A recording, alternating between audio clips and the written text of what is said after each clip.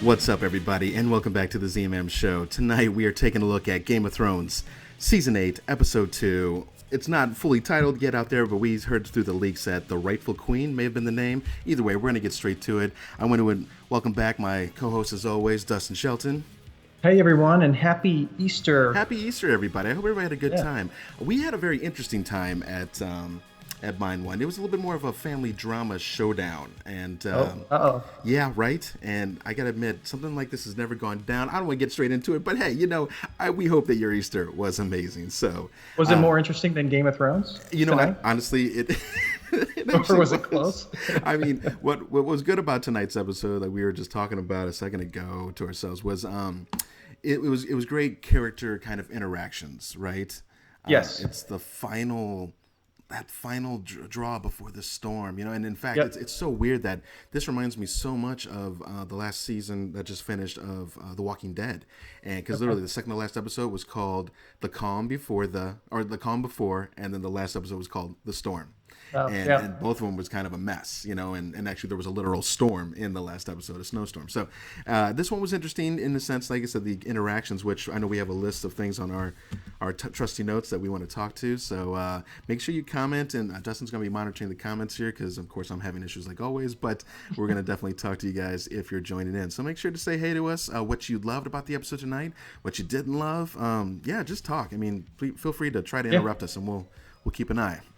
We'll talk to anybody about Game of Thrones. So absolutely. So let us know. Let's just get into it. So so Jaime Lannister, just front and center, almost like on trial, pretty much. Yeah, that was I wasn't expecting that. I wasn't expecting it to open right on Jaime and like being in trial. So that was kind of interesting. It kind of throws you right into it, and I was telling you, I think the most interesting thing about this scene was how Dany was kind of put in the same position that she placed Sam in last episode. Right. So Jaime killed her father.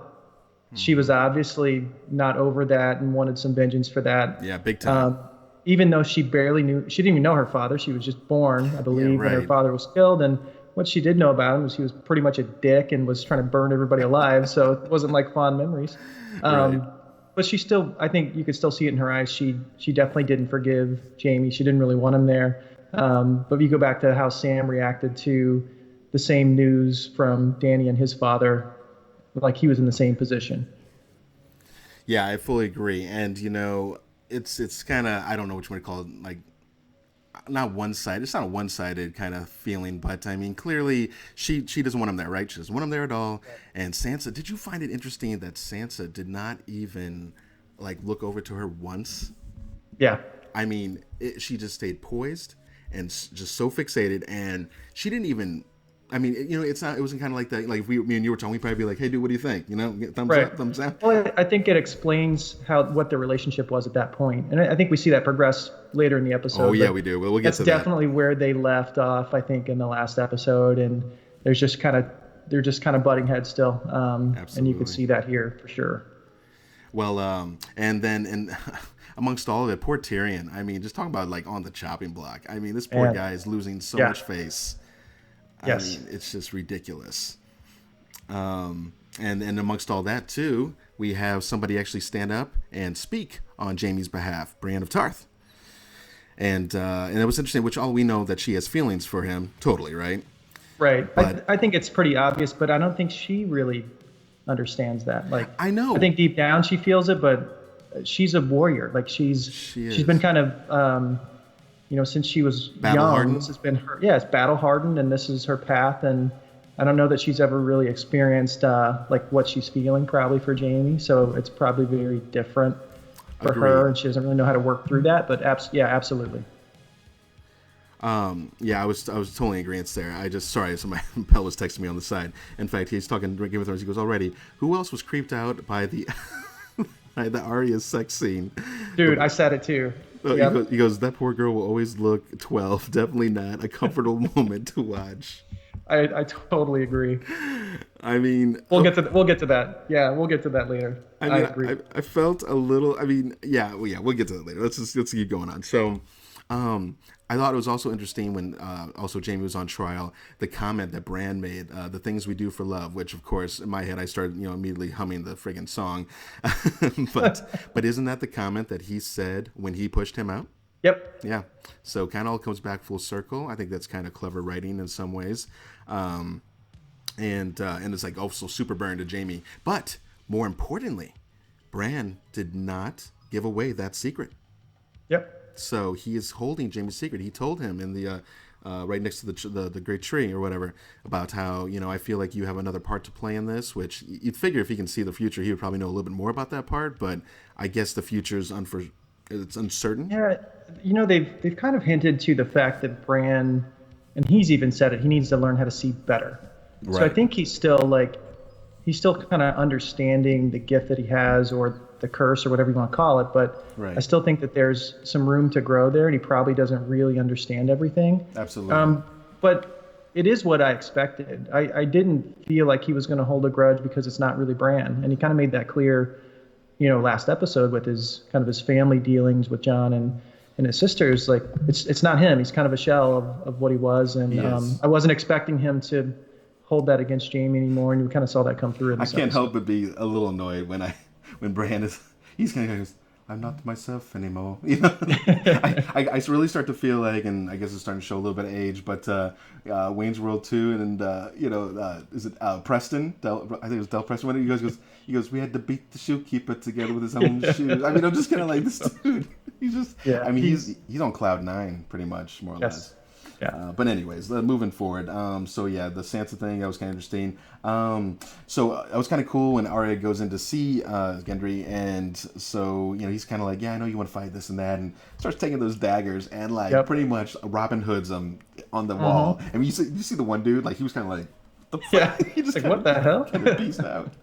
Yeah, that was a cool scene because she's kind of telling him like, I'm fine. Don't worry about me. I can handle myself. But also a little bit more importantly about that scene is the first entry when she walks in. And I think you're talking about you and Emily when you were watching. And I think I caught it too. I think I saw an eyebrow raise, kind of like, oh yeah, what up, hottie? Yeah, my wife and I both looked at each other and we were like, oh, yeah, we kind of expect, we saw that coming, I think, to some extent. But yeah, you could definitely tell she was looking a little thirsty over there in the entryway, looking at this man banging out those dragon glass weapons. Yeah, and he is, and you got to give those guys credit because I mean, honestly, you could have 100 blacksmiths probably going all day long, every day, and I still don't think you'd have enough weapons to truly battle what they're about to do. You know what I mean? So, anyways, so we see that Jamie apologizes to Brandon, but he finds out that he's not even really him. Which he's just about as confused as all of us are. Right. he's like, so you're not you and you're not mad. Okay. So what? Huh? So hey, and I find it interesting how many people kind of take that for what it is, and they're like, okay. It's like, can I push you out the window again? But I guess if you see 2 big dragons fly over your city, you're probably willing to believe anything at that point. So. Yeah, absolutely. So let me see here. Oh. He also, did you catch the comment in there where I'm sure I forget who he was talking to, maybe it was Brandon, but he confirmed that Cersei's baby was real. Now, true. But I know this is from Jamie's perspective. This is true, and that could be argued either way. But I honestly do not think Cersei would have lied to Jamie. I don't think she has any reason to. I think she's probably pregnant. I'd say I give it about I get a Z-Man 75% from my point of view. 0.33? 0.33 repeating, of course, because you can't go any other way. But, I mean, don't you think, though? I'm still unsure. I wouldn't put anything past Cersei, even when it comes to Jamie at this point. I don't know. I'm still unsure. I think we'll see. And also with that, just talking about those two's relationship, which we forgot to mention earlier in the council meeting where Jamie was kind of on trial for his life pretty much. He straight up let them know Cersei's full of shit and not coming. Yeah. I mean, and so there's no more hidden story there, which I assume Cersei thought of that when she let him go. I mean, I'm sure she knew he would have to tell them if he's going to be true to them. So, but it doesn't change her plan any, which I find very interesting. Don't you? Yeah. What about Jay? And you guys, anybody watching? Do you think Cersei's really pregnant? Let us know in the comments. I'm with you. I'm kind of on the sideline with it too, but it's so hard to tell. I mean, they keep you such in confusion and. She lies so much. Like, how do you know? Right. When somebody is literally a pathological liar and so hell bent on something, and like you said, that look from last week when Euron's like, "I'm going to put a baby prince in you," and she kind of gave that look, and it could have been a, so you think too late? yeah, or was it like a, oh God, maybe you are, Right. I mean, I don't know. Because maybe Cersei was trying to manipulate Jaime and trying to make him stay. Maybe that was her way of, because he knew how strong of a connection it is, especially with their children. Yeah. And I fair to say, Jaime probably cared more about the children than Cersei actually did. Yeah. But I mean, at least for a while. So let's see. We got past that. Brienne will be. Oh, so we find out Brienne is going to be manning. I think it was the left flank of the armies. Yeah. And when I saw the scenes for next week, they are on literally the front line. There is nothing between them and the undead. Talk about intense. I mean, and we were just talking about it, and I'm predicting it, and I'm sure and so are 1,000 other people, 1,000,000 other people probably, but Brienne is absolutely going to get it. But in the way she gets it, and if they do this right, and I think they will, Jaime, and it's funny, she didn't actually give an answer to Jaime if he could man her side, on the battlefield. Right. She's kind of walked away now. No doubt. Said I have to go. Now we'll talk about that a little bit more, because as the episode goes on, Jaime does something specific that probably builds the relationship even more. But if those two are on the battlefield, and I'm just saying, and they're fighting it out, and they got to go down heroically. Brienne, they're not going to let Brienne go out like that, nor Jaime. And if one of them, it's like, say they take out a couple maybe White Walkers and maybe the undead or whatever, and then suddenly another one just takes them out, and then they meet eye to eye contact across the battlefield. Yeah. And then moments later, another White Walker comes up and turns one of them. I mean, I'm going to be like, wow, And it's funny because I wasn't really thinking about them being turned right away. Yeah, they're going to turn them on the field. Right, they're definitely going to do it.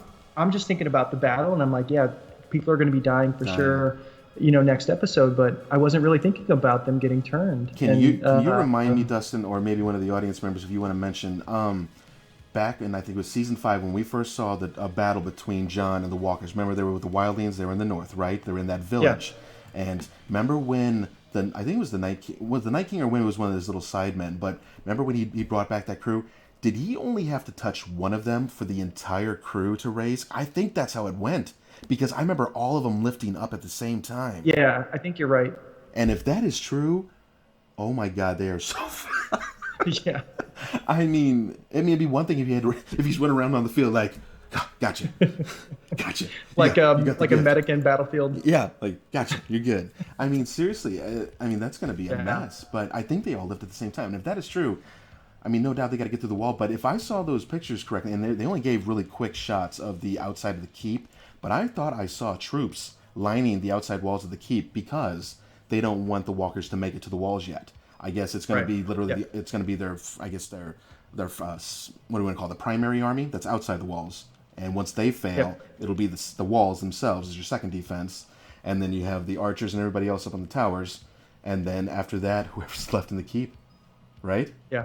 And I think, and then, so when they're talking battle strategy and you saw the map, you can see like there was a right flank, middle flank, left flank, it looked like, and kind of their formations and how they were lined up outside of Winterfell.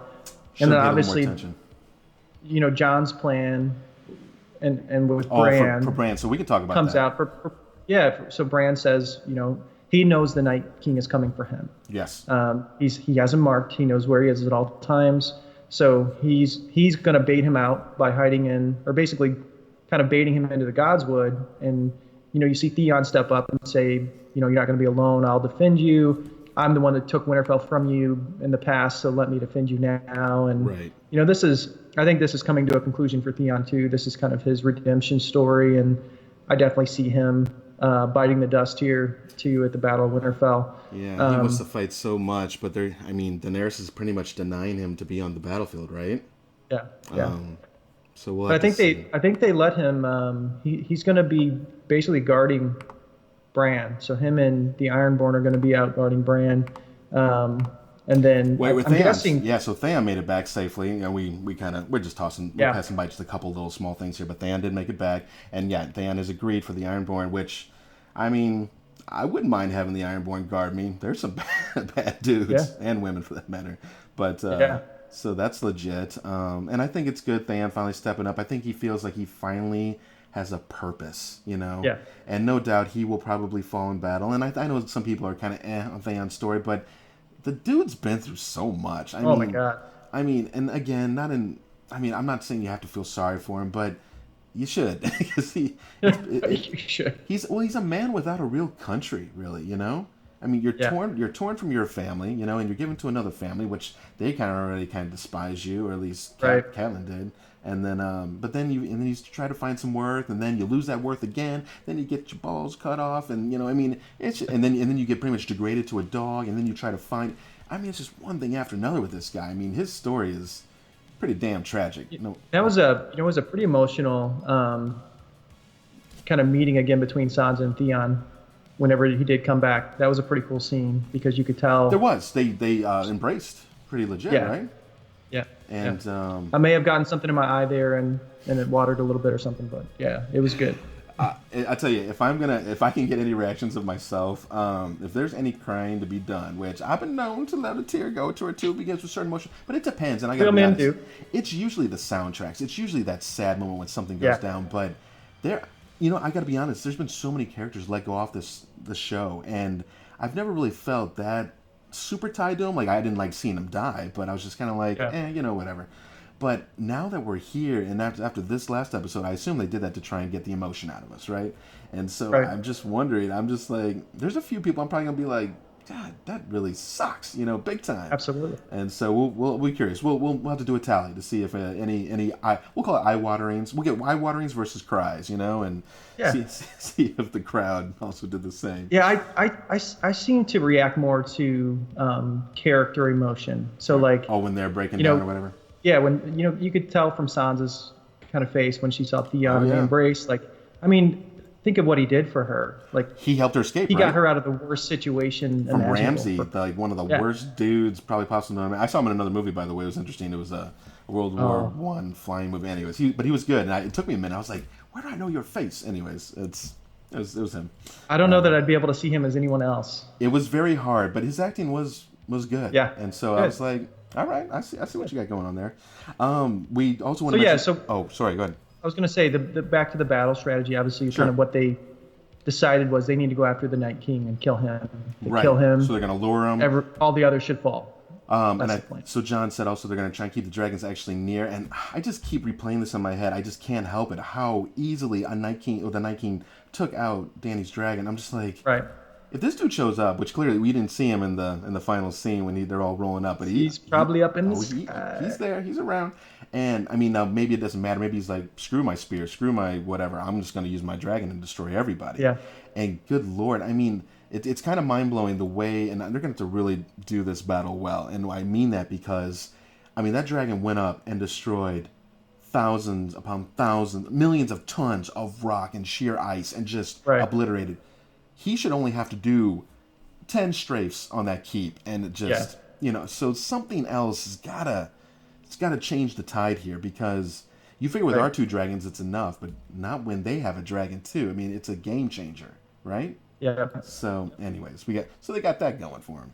I mean, things definitely aren't going to go to plan next week for sure. Sure. I don't want to hit on this one hard, but we saw Ser Jorah spoke up for Tyrion, which I thought was kind of interesting. A past hand speaking for the future hand. I don't know if he really had much stake to kind of step up for him, but I guess he just wants to see Dany happy and solid in her understanding that he is her current hand, and she should have faith in Tyrion. Right. So I thought that was solid. Tormund and Beric and company all make it back. And what's the name of, by the way, John's good buddy that is part of the Night Watch?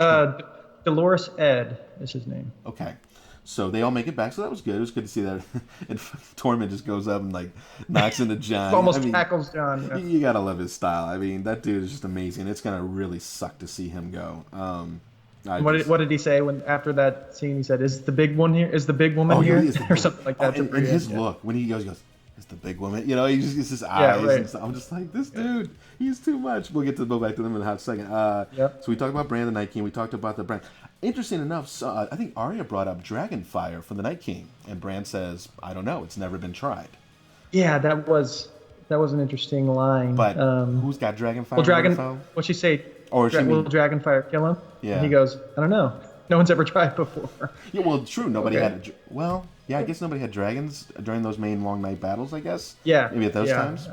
Yep. I don't think so. So that's kind of interesting. All right. Well, that's most of my notes on that one. Did you have anything? I call that the first decent half of the episode, probably. Yeah, Maybe a little I'd more say than half. so.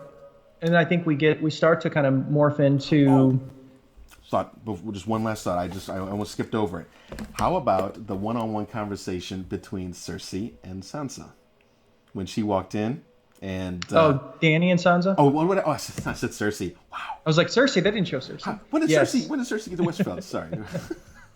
Yeah, Sorry. that was a great scene because what I felt like Sansa really kind of stepped up there. So initially you saw her saying, Dany came in with an olive branch. She's like, hey, we're two powerful women. Right. We need to stick together. Finding common ground.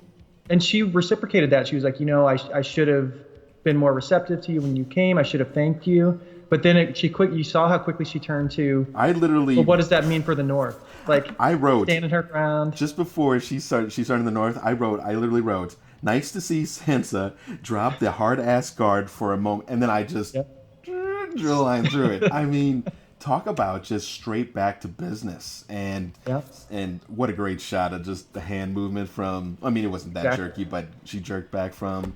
Yeah. Sansa, and I was just like, wow. I mean, and unanswered, and pretty much because it's that problem. It's Jon. He's in the middle, and that's not so bueno. What's funny is I respected that kind of reaction more than I have in the past with her, because it makes more sense to me. Like that was a huge deal with the previous Targaryen regime. Mm-hmm. They lost the North. They took it back and they fought for it, and they don't want that to happen again. And otherwise, all the people died for nothing, right? I mean, kind of.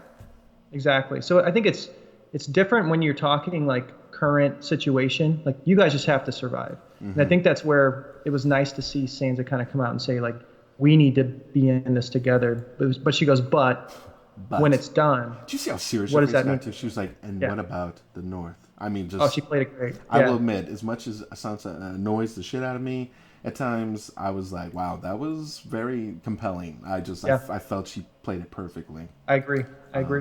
And it's a good point too. So, anyways, moving forward to we get some solid interaction. This is that we're at the night of pretty much the army arriving between Sam, Jon. Let me see here. Dolores. Oh, that's right. The three of them talking for just a little bit. Again, there wasn't too many takeaways. Did you have anything when you hit it on? A big takeaway. Go ahead. Did I miss something? I almost missed it. So if you didn't recognize, that's right.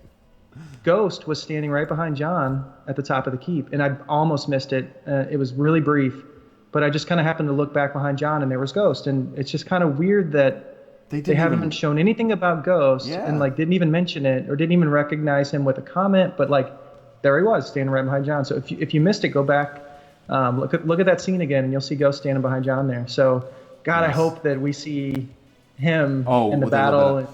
God. Oh, I mean, a wolf no doubt would be good, but I mean, they're such fragile animals too. You know what I mean? Especially when overwhelmed, right? It's one thing if they're taking on 1 and 2 at a time. I mean, that thing's a dire wolf if you handle it. But when you got 50 of them and they tackle your ass, we'll see what he does. Hopefully, he just stays around Jon's side. Maybe if Jon's on the battlefield. Yeah. As I didn't see too much dragon action, but I'm sure the preview left that out because they're crucial scenes. I agree. Oh, I do see a comment. From Kathleen. She says, wouldn't it be interesting if Brienne gets turned on the battlefield and Jaime has to kill her? That's we kind of talked about that. Yeah. Absolutely. I think that would be great storytelling. And although, there's so many of us coming up with fan theories and all these ideas, we can't help ourselves, right? We just want to talk about it. But you want to talk about, a meaningful thing. That's emotion right there. I would be distraught. I'd be like, oh my, that's heartbreaking. That really is. Because although Brienne has never said "I love you" or "God, I have a thing for you," you can totally tell. You could feel it. Yeah, it's pretty clear between both of them that it's there. And kudos to the writers and to the actress, and for working that out, because you don't even have to say it, and I know exactly what you're doing. And Jamie too. I mean, I know that guy hasn't been the I forget his name, but I know he hasn't been the strongest of actors in some of his other films.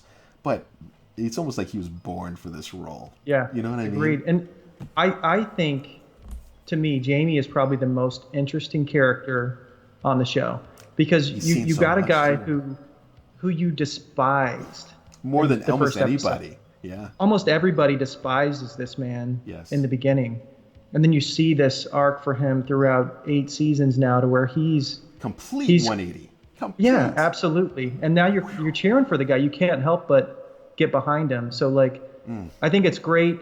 It's great character writing. It's great acting for someone to take a character and make everyone despise them. And then by the end of the series, it's like everybody's rooting for the guy. Yeah. I mean, because I love that. And it really, he's another one of those tragic stories. I mean, if you look at what's happened to him, again, we don't want to rehash it, but just saying there's so much he's gone through and been through, and he's had to deal with people's shit. I mean, no wonder the dude wanted to just murder anybody. Everybody goes off on him at a whim, you know. So, Kingslayer, including his sister. I'm your sister. I'm your sister. Anybody? Yeah. Name that movie if you know in the comments. So I put also an interesting hangout session, and they did it a couple different times. So I have my notes split out just a little bit, but between Brienne, Podrick, the Lannister brothers, Tormund, and Davos, right? Yeah. Yep. So, and they're kind of doing the thing. And dude, I'm not sure what to think about it, but what did you think about Tormund's story about the Giant's Bane? I mean, I was laughing my ass off. Okay, yeah. I was laughing my ass off because it's like, it's a pretty serious mood, you know. Like they're kind of joking, or you know, everybody's joking around with each other, but they know the levity of the situation. They know how serious this is, and they know this could be their last night. And then you see Tormund just come in, and they did it so well because he just grabs a chair and kind of slides it across, you know, the room and pulls up his chair. He's like, you know, he's kind of looking right at Jamie. It's almost like I got this feeling like he's looking at Jamie like, I see you looking at my woman, and I'm going to tell you a little bit about me. Yeah. That's true. He's just like, I'm going to tell you. And so he basically, he killed a giant, and then he slept with, he went to his wife, I guess. Yeah. And then I guess basically sucked on her milk for whatever. 3 months. And that's why he's so strong. I mean, this dude, right? And I'm assuming they were alluding to what was in his horn was giant's milk. Well, and dude, he was just. Did you catch? And he's just chugging it, like running all on his shirt. They're all drinking wine, so I doubt he still has it just chilling next to him. You know, well, that's what I thought too. I think he's just getting drunk. I think he's just drinking wine. It looked white when it was coming down his shirt, and I'm like, does he still have giant's milk in his horn? Like, where does he get that? I don't think you just hold on to something like that. I don't know if he saved that. I don't know, man. They're in the north. You can freeze that shit. I got to work on getting these comments up. I can't even see the comments. Is there anybody else that commented? I didn't know if anybody mentioned back. Double check. No. Yep. Okay, cool. So moving forward, that was kind of interesting. So Arya and the Hound have a small late night conversation, and I think Barrett comes up, and that was another funny scene. It was a funny scene, and again, they're bringing in that last bit of levity, trying to remind us of why we love these characters so much, and you know, and everything they've kind of done. And I think the last commentary is like, I'm not spending my last moments on Earth with you two boring shits or whatever. So, right, you know, applause to her. The Hound's comment to Barrett cracked me up again, where he said, about it'd be a shame if the Lord of Light to bring you back 19 times just to watch you die as I throw you over this fucking wall. I think I missed it when I was writing. Oh god, that's a good one. It was great. And he said it's so serious too, and then, you know, Barrett's kind of like, okay, I'll shut up. Yeah, the Hound, again, amazing, pretty cool character, and we'll see if he's strong enough to best the undead. It's going to be interesting.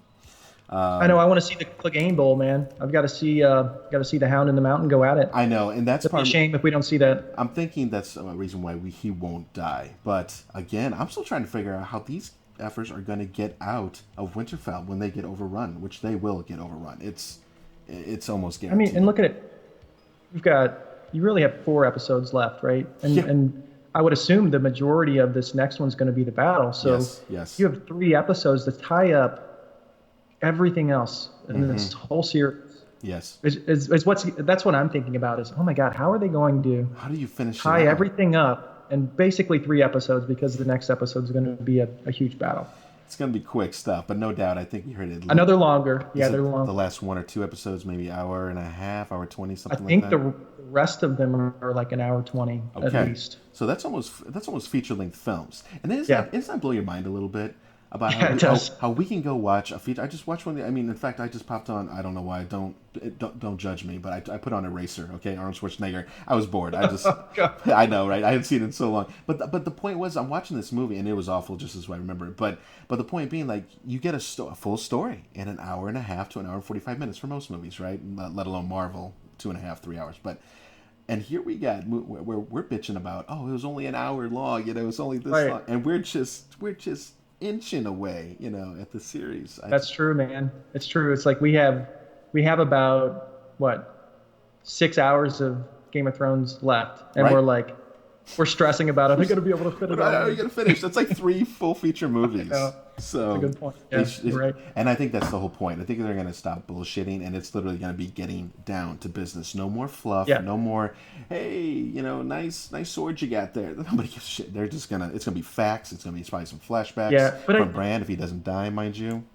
I know some people are probably unhappy with kind of the pace of the first season season. so far. Uh-huh. But I almost feel like these 2 episodes are needed because you have to have that. I feel like you have to have that little lull before everything picks up and just goes off the rails because it's about to. It's just gonna get so intense. I feel like the rest of the season. It's Oh, and by the way, Kathleen, that was my cousin. Hey, Kathy, thanks for joining in. I just put 2 and 3 together there, and that equals 7, of course. So we're good. Yeah. So no, but it's given us that connection with the characters again, because if they would not have done that, and if they would have just went straight into the action, I'm not saying that it's like we would have forgot who the characters were and not felt anything for them, but I think it would hinder our experience. I think they're doing it the way they know it has to be done. So we'll leave it at that. Let's get through it because I know we're starting to get a little bit long on the episode. But so I have so we see Arya's new spear, which looks interesting. Yes. She's twirling it around and so forth and getting happy with it. I feel, and you feel as well, there's some kind of hidden mechanical thingy going on. There's still some mystery there. And I, from the drawings, I thought it was some sort of spear or staff, which it looks like it is. But there's something else with this weapon that they haven't. They haven't really.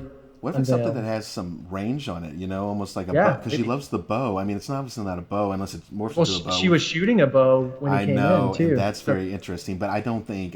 She'd have a quiver of arrows, or she'd have something going down. But what if Arya ends up fighting the Night King? I don't know. I think that's a long shot. Maybe. But if she did, and it looked just like a normal weapon, and he's just doing his thing because he thinks he's invincible, whatever, and suddenly she pops something out and literally flies into his chest like a spear tip or something, and he's just like, oh shit, just saying, just throwing it out there. See. Oh, and then more importantly, Dustin, what ensues right after that? And I agree with Mike. So I know you said Appel texted as we were doing the episode and was creeped out by the scene. I was creeped out by this scene, and I think it's more that Arya was so young when this series started. She was a little kid, and we've seen her grow up, and we've been with her this whole time, and obviously she's grown and has become this super master assassin, which is badass. Right. But I don't want to see her. You're not ready for all boots that. Oh, we may have lost Dustin there for a hot second. Let me refresh this here. Sorry about that, guys.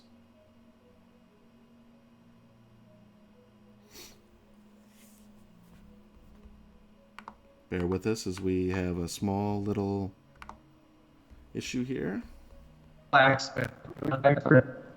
still hear you, Dustin. You still there, bud? Yeah, I lost you for a second. Yeah, that was Network weird. issue. I think the old computer settings getting a little cray-cray. Go ahead and let me see. There we are. Got you back on video. Okay. Cool. Sorry about that, boys and girls of all ages. Men and women. Yeah, but end of story. I was creeped the fuck out. So you were creeped the F out. I honestly, I was kind of like, I kind of was like, kind of feeling like she's coming to age, and I know they'd already said she was annoyed as all get out. how they had her strapped down season after season. Mind you, she's getting old and becoming a woman, and her pretty much chest is just being flattened to the brim to look like a young little 13-year-old, right? When she's what? She's probably 20. She's 21, 20s, 22 right? years old, probably. Yeah. Right on. So I mean, good for her. Good. It was weird for me. Good for her, and it might even be weird for her because I mean, afterwards she's just kind of laying there looking to the side as the scene comes back to it. Which I don't think it's that it was like bad or this or that, but I think it's just probably her thinking to herself, "Wow, I mean, that's the first and last time I will probably ever, be able to have sex with someone, to have any kind of interactions, to try and love, to do anything. Is she probably will die in the next 24 hours, whatever, depending on how long the battle goes." Right. So I thought, emotional moment, if you will, kind of like that, as our friends, Brienne and all the others are sitting around and they're talking about knighthood. And Tormund's like, "Why aren't you a knight?" She's like, "Tradition." He's like, "F tradition," which I thought was amazing. And he's got a good point, too. I mean, there's nothing that she hasn't done that doesn't show that she's fully deserving of knighthood. Absolutely. And not to mention, she can best almost any knight out there. And has. She bested the Hound. She bested the Hound. So, with that said, what does Jamie do? He, of course, gets up and basically, you know what? Good freaking point. And just to maybe help his relationship with her a little bit more, he does it. And he does it with full respect and honor. And you can tell she's just completely touched by it. I thought that was a great scene. And, if these are to be her last moments, at least she finally was able to get what she wanted. Right. Yeah. And this was another scene where I got a little emotional just seeing like her face when after she stood up and that smile on her face was just like so big. She was trying to play it off a little bit, I think, in the beginning. Like, she said that she said that comment. She goes, "I never want to be knight." And you saw Podrick look to her, she was kind of like, come on, what? Come on. You do. You know you wouldn't. No, that was a great scene. Great scene. I thought an important kind of call out because we had always been wondering, if maybe we read more of the books, we'd know. But Ser Jorah and Lady Mormont, they are cousins. Yep. Okay. So it was good to finally understand that. I assumed as much, but I knew they weren't brother and sister and this and that. Yeah, I knew there was some connection, but yeah, cousins, that was good. And then, so another cool scene, we see Sam give Jorah his sword. After. Yes. Heartsbane. And he can't lift the damn thing. Right. It's like I was really happy to see that because I like Jorah as a character. Yeah, I was a little afraid for him when he basically gave up his sword to Jon. Yeah. And it was just like, that's it. I'm like, oh man, this is going to really hinder you on the battlefield. Because he's fully able. Jorah is... Yes. In fact, a very capable fighter. I want to see more. I mean, I know we saw him kind of get after it in season 7 when they went to get the White Walker. Or excuse me, get the Undead Walker. But yeah, I want to see him get after it. And he fought one of the Dothraki in season 1 for Daenerys to protect her. That's true. Which was so long. I need to rewatch it. It's been a long time. So I think we need to hit on the Valyrian steel weapons and where they are. It's a good time. So this is one of them. This was Sam took this from his father, from his home at Home Hill. Right. It's Heartsbane. So it was, you could tell it was a bigger kind of a long sword. It looked like but it sword. Is Valyrian steel. So that's one of the weapons, and there aren't many. So the other one was ice, which was Ned's great sword. You saw that in the first episode where he chopped off the deserter's head. What was that sword called again? It's called ice. Ice. Okay. And so after Ned died, Tywin kind of smelted it down and formed two swords. He gave one to Joffrey, right? Which is called Widow's Wail, and that's with Jaime now. And then Jaime had the other one, which he gave to Brienne, right? Which is called Oathkeeper, I think is the name of that one. That's correct. So that's three. It's three swords. Jorah has one. Jaime has one. Brienne has one. Oh, sorry, three. Obviously, you have Longclaw, which is Jon's sword. You have the dagger. And the dagger, and that's it. So that's all of the Valyrian steel that we know about, which Arya has a dagger. And it was about rare. It was interesting to see. If you think back where Jon got his sword, he got that from Commander Mormont, the Night's Watch. Night's Watch, yeah. So that was a Mormont weapon. So it's funny that Jorah has a Valyrian steel weapon because the Longclaw weapon was actually a part of his house before it was given to Jon. So that was kind of interesting. I think also like Brienne becoming a knight and him getting that sword honestly makes them better fighters. I mean, they're going out there maybe knowing it's their end, but I'm going to give it an end, you know? And there's a movie called The Kingdom when basically who's the guy who played Legolas and Orlando Bloom. Orlando Bloom. he's basically leading this defensive against all of Jerusalem. The Muslims coming in to take Jerusalem. And anyways, the point being, basically he knights everybody in this area because it's about to be their final moments. And this kind of cleric douchebag, he goes, who gives you the right to do this? He goes, does making a knight really make a man a better fighter? And they all kind of look back to Orlando Bloom. He goes, yes, and they all smile and they get up and they're like, yeah. I mean, because seriously, I mean, I think it gives you that pride again. Yeah. I mean, if you're going to go out, you might as well go out, on top. So, if you ever saw the movie The Kingdom, pretty good, long movie, but very cool about Jerusalem and taking the Holy Land and so forth. And so other than that, we get I have last two things, and one is the big reveal with Daenerys. So Jon and her. So, and I kind of like how they did it. It's because it's not like Jon just kind of blurted it out. He was staring at his mother, and he starts kind of explaining the lineage and how it went down. And I guess it pretty much landed how I expected it to land. Meaning, she didn't accept it. She didn't exactly throw a shit fit, but you could definitely. It kind of left them in a weird place, right? Like, obviously they kind of ran out of their room afterward because they heard everyone kind of preparing. So they're moving straight into battle here. So it's nothing like some awkward tension just before the battle where we need to work in complete unison. And if we don't, oh, by the way, it could pretty much mean the end of mankind. So, hey, good bringing it up. Good talk. So we'll see where that ends. I mean, I had a cousin who was asking me earlier today. He goes, do you think Dany would relinquish her claim to the throne and so forth? And I'm just like, I gotta be honest, I don't think so. I just don't think so. I don't think so either, but I don't know that Jon wants it.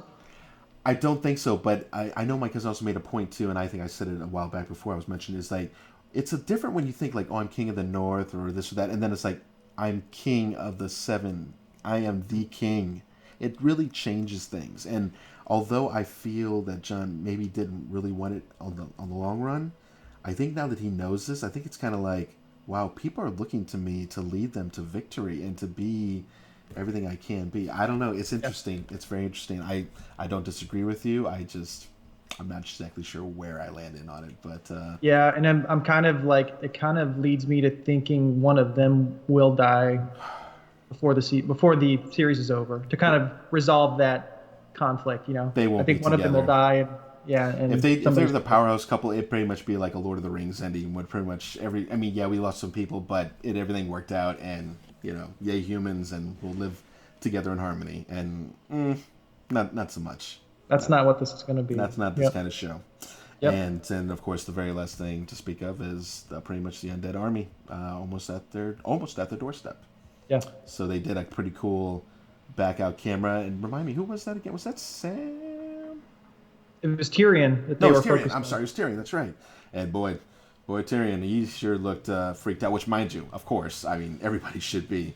But yeah, they just keep bringing it out, and I thought more telling or so. They lined up like 7 or 8 White Walker, I guess the main minion guys, the guys that can fully bring back, not the undead ones. The undead ones can't bring back themselves or anybody else around them. Only the white ones can. And I mean, those are his commanders pretty much, I think. And I don't know how many more of those White Walkers there are, the legit ones, but 7's too many in my eyes. Plus you have the Night King, and then what do they have? Like, what do you think? They have like 70, 80,000 strong, probably. Oh, sure. I don't know. Yeah, who knows? Plus giants. Oh my God, these guys are so screwed. Whatever was left from House Umber. Yeah, they're just picking. I mean, they're picking up numbers as they go. They are. I mean, it's pretty much every village they take out, every kingdom that has decided to just say, no, I'm just going to chill, is pretty much joined the ranks. At least moving down north. So they could be easily 100,000 strong. So, hey, solid episode. I think it's time for rating time. If you agree. Yep. And I know last week's, I think we both agreed on a 7. Not that we have to both agree here. I think if I had came down on, I really like this episode a lot more than I like the first one for some reason. So I'm going to give this one an 8.5. 8.5. I was right about an 8. An 8 for me. I agree with you. I liked it more than episode 1. I think it was still a little slower than what most people would have liked, but I understand the decision. I think it worked. I really liked seeing like what the characters were doing and kind of this is their mindset right before this huge battle, and it was interesting to kind of get that glimpse into what kind of what they're thinking and just kind of where their head's at before we really get going here. And it really shows those last minute relationships that we never really saw to fruition. I mean, so we got Jamie and Brienne. Now we have Gendry and Arya. I mean, again, maybe not huge, but enough to where we're going to be like, whoa, that's an impact right there. You know? Right. Yeah. I think every loss from the characters they have will be felt by someone. I don't think there's anybody that's really in this main game at the end here where we're just going to be like, it was cool, but see you later. Not in my eyes. I think I'm tied to all of these characters, which is going to make these next couple episodes especially hard. So. Yep. Agreed. But hey, for anybody that joined in on the stream, thank you for joining in. We are going to do this moving throughout as we get to the end. We've had some wonderful third act problems along the way, which we think we have mostly ironed out. And hopefully next week we want to stick to a 10 p.m. Central Standard Time go live. So I will try to schedule it if I can, but if not, you guys know to come out to the ZMM show. Make sure to like and subscribe, and you can even click that little alert button. It'll let you know when we do go live or if I put a video out there. As always, Dustin joins in. He was out of the game for a little bit, but now we have Skype here. We're trying to make him more available, and he brings something great to the show as well. Dustin, anything you got to add on this? No, I would just say I'm obviously looking forward to the next episode. And yeah, like you said, if we can get this worked out to be live at 10, come out and join us. Please comment, let us know your thoughts. We'd love to talk to you guys and kind of theory craft or especially talk guys, about especially losses. Next episode. I mean, there's going to be some losses. It's guaranteed. If I had to make predictions. You want to do that real quick? Hey, why not? We already streamed this long. Might as well stream a little longer. Let's say top three that you know are going to go. We can hit off each other. Go ahead. Grey Worm. Okay. I think that last scene with him and Miss Sandy where they kissed and then he kind of ran off and then they shoved this barrier like right in front of her. Pretty symbolic that that gap is closed and that's probably the last time you're going to see him. I think Grey Worm's gone. I really do think Brienne is going to go, and I think Theon's going to go. Those are my three. Okay, and Grey Worm I was going to forget about, but I'm not now because absolutely I agree with you on that one. I fully agree with Brienne. I think if she's going to go, I think the main battle which is next episode, absolutely. And my third, Theon and the Ironborn are definitely going to be down in there. I almost wonder if somebody else outside on the battlefield, but I don't think they'd kill off Jaime. I don't think they're going to kill the Hound. He's inside. What about Jorah? What do you think about Jorah?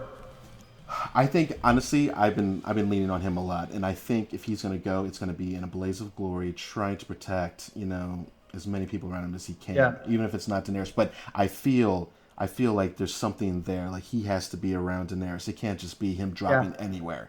I feel him protecting her, fully completing his arc, fully completing his character and devotion and what he's been set out to do. My money would be on Jorah. So.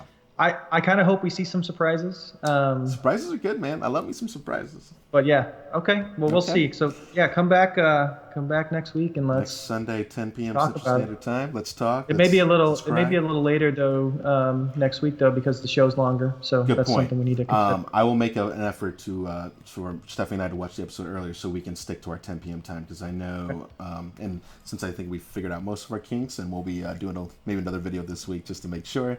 Hey, fingers crossed, we're loving it and we're glad to be here with you guys. So thanks for all of you who have subscribed to the show. Oh, also I just want to double check real quick. I did sign up for a Patreon account, which again, I'm not just looking for money. We do a lot of short films and comedy skits and other things too, and these things need prosthetics and makeup and so forth, and I've been funding it all along the way. I just wanted to see if any of the fans out there wanted to try and join and become a patron, and we will actually get called out in the credits of the movie. We'll call you out in the show just to show your passion for what we do.